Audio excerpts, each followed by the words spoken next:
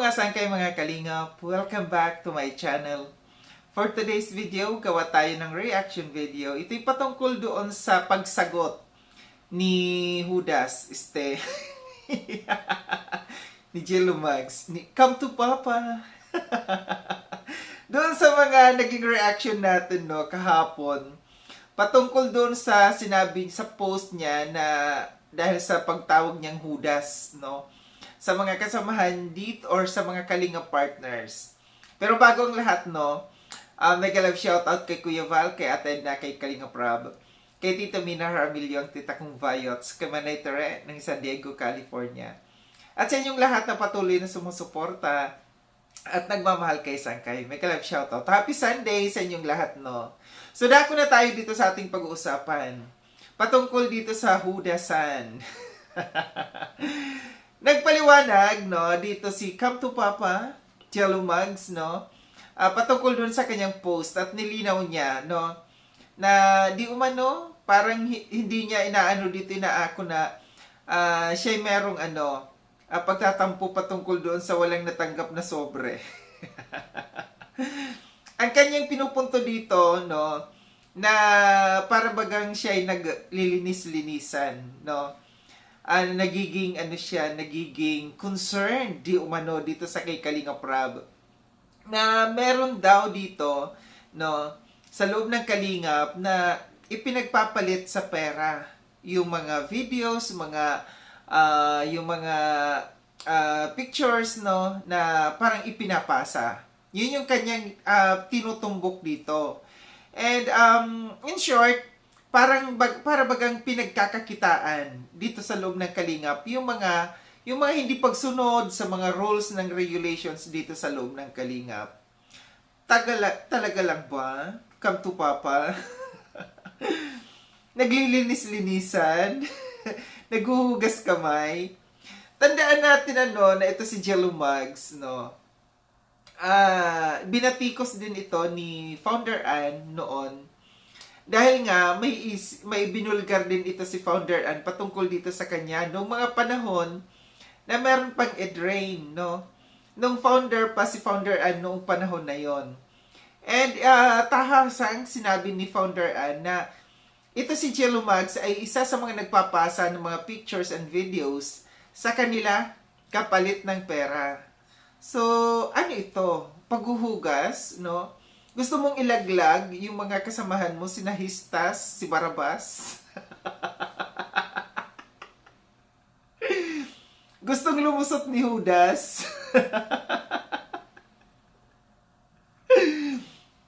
Gusto niyang ilaglag ang kanyang mga kasamahan na si Nahistas, Barabas.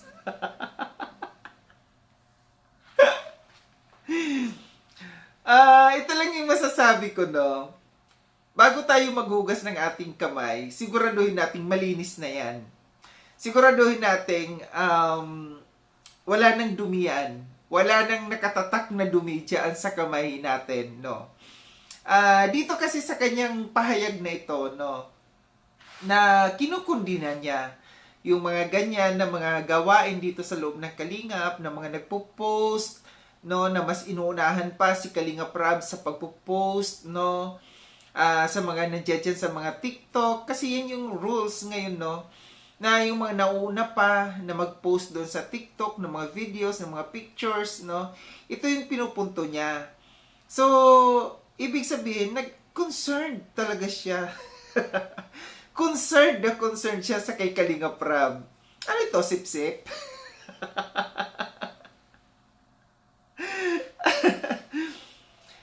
Di ba nga, isa ka rin naman dyan talaga, na nandiyan dyan sa mga Judas Iscariotes. Di ba nga, di ba? Sa mga pabulong-bulong yung lang yan, di ba? Kumikita din kayo dyan sa inyong mga pabulong-bulong na yan. Hindi kayo magsasabi kung ano yung mga ibinubulong ninyo hanggat walang may mga nagpapalipad. O, di ba? Di ba, pinagkakapirahan nyo rin yan, yung mga pagpapalipad na yan, inuuto nyo rin yung mga tao, yung mga viewers. Tapos ngayon naalma ka sa mga ganyang gawain. At sana, pangalanan mo at isama mo yung sarili mo. Huwag mong sasabihin yung mga ilan dyan na mga hudas dahil sa pera. So sa nakikita ko dito, no, ito lang yung aking nakikita. May pagka-bitter na talaga ngayon si Come to Papa. Siguro, talagang totoo yung aking sinasabi na wala na siyang natatanggap, no, nakaperahan, at wala nang naniniwala sa kanya. Wala na siguro may humihingi sa kanya ng mga pictures, ng mga videos, no, patungkol dito sa mga love team, no. Wala na masyadong naniniwala sa kanya ng mga sponsors. Kaya ito, ang ganyang ginawa, nag-feeling victim siya at feeling malinis at walang bahid na kasalanan.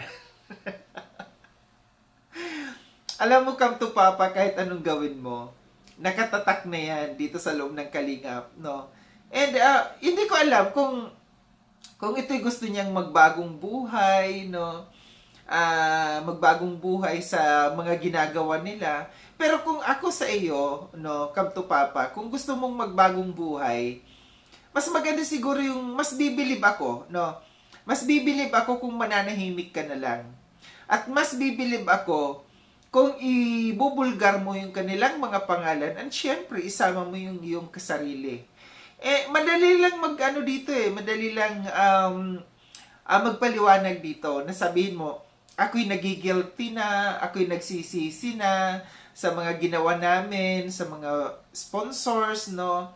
Sa mga niloloko namin, ng mga pabulong-bulong, yung ginagawa namin dito sa loob ng Kalingap, no? Na hindi kami nagiging tapat, nagiging hudas kami. Sama mo yung sarili mo.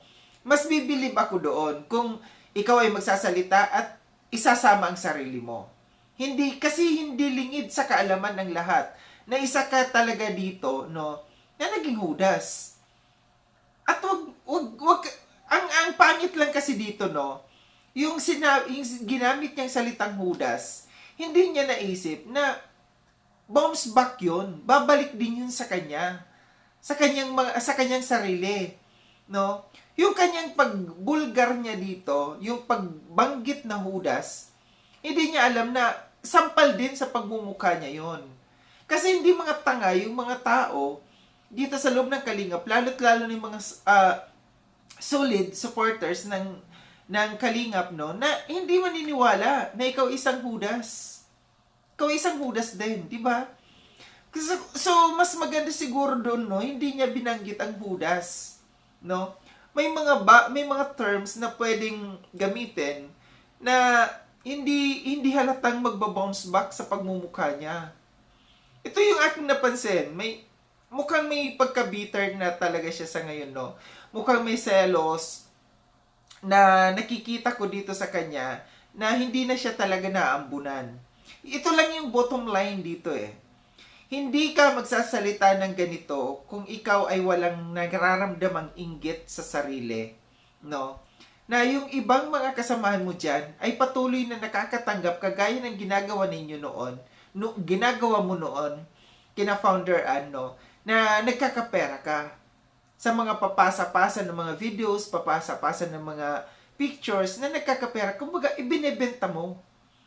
Ibinebenta ninyo yung mga clips dito sa loob ng Kalingap. Nandiyan dyan, no, nilalagay niyo sa mga TikTok, sa mga FB page ninyo, mas nauuna kayong nag-upload dyan, no? Siguro bitter and siguro may nararamdaman rin siyang guilt sa katawan, no? Kaya siya nakapagsalita ng ganito. Pero 90% yung aking na dito, wala na siyang natatanggap, no, na pera patungkol sa mga gawain nila. So, naiinggit sa ibang mga kasama niya na yung ibang hudas, sistas, barabas, nakakatanggap pa rin. So, parang mahina na ang racket na ginagawa nila. So, ito isang leksyon din sa inyo, no, na hindi araw-araw Pasko, no. Mayroon talagang darating talagang panahon na kayo hihina din sa mga pinaggagawa ninyo dito sa loob ng Kalingap. Kasi alam natin na sa tuwing gumagawa tayo ng mga reactions sa mga tao na talagang sumusuway at pasaway Diyan na mga kasama ni Kalinga Prab, itong tatlong ito, no? Si Judas, Barabas, Histas, ang lagi na ang lagi nating napapansin, no? So siguro, sina Histas at Barabas, no, bongga pa rin ang natatanggap na pera ngayon. Si Judas ngayon, ito yung humina ang kita ni Judas.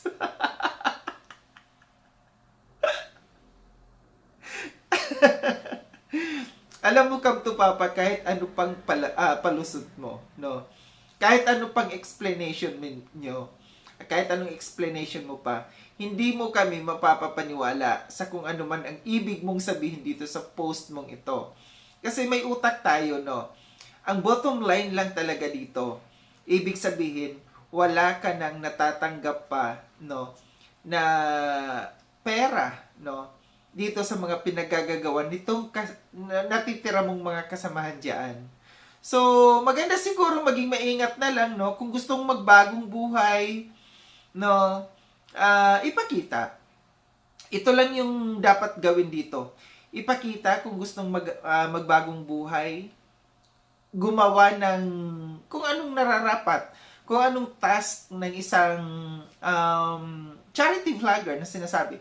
Kasi natandaan ko, no, nung si Kalinga Prab nag-live, noon, sinabi niya, na itong mga K-boys na ito, sinabi niya na kung hindi sila naka-duty sa kanya, no, sa pagsama sa kanya, kagaya sa mga day off dapat nila, sila ay dapat nag-scout.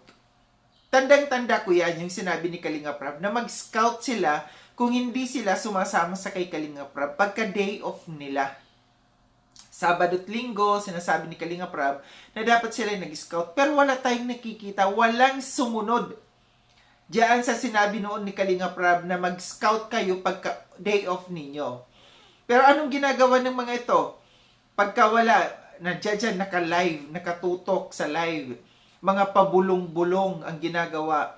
So, ibig sabihin, matitigas talaga ang ulo. Walang kasing tigas ng ulo yung mga ito kasi hindi sila sumusunod. Tapos ngayon naaangal kayo. Pag kayo nadidihado, pag kayo nakakaunsihan na, aangal-angal kayo at maglalaglag kayo ng inyong kasama. Laglagan na ito. Aba, kahit anong gawin ninyong paglalaglag ninyo, damay at damay pa rin kayo. Kasama at kasama ka pa rin kahit anong hila mo, pababa. Diyan sa mga kasamahan mo, kasama ka rin sa paghila dahil nakakabit ka dun sa lubid na yan, no? Na pag hinila yung isang lubid na yan, lahat kayo, hila kayong lahat dyan. So ito lang aking reaction patungkol dito sa paliwanag na ito ni ni Kam to Papa, no? Kung gustong magbagong buhay, ipakita. Ipakita sa community ng Kalingap na ikaw ay gustong magbagong buhay, no? And sumunod sa rules. Kung ano yung task ng isang charity vlogger gawin. Mag-scout, pumunta sa mga dapat puntahan, na mga tumulong sa mga dapat tulungan, hindi yung puro lamang kabig kayo. Puro lamang sa sarili ninyo. Huwag mainggit. Kasi ang isa rin sa mga nakikita ko dito, inggit. Kasi si Judas, sina Barabas at Histas, may mga bahay, nabigyan ng bahay. Siguro ito si Judas. Ang tunay na Judas, hindi nabigyan ng bahay. Hindi naging caretaker.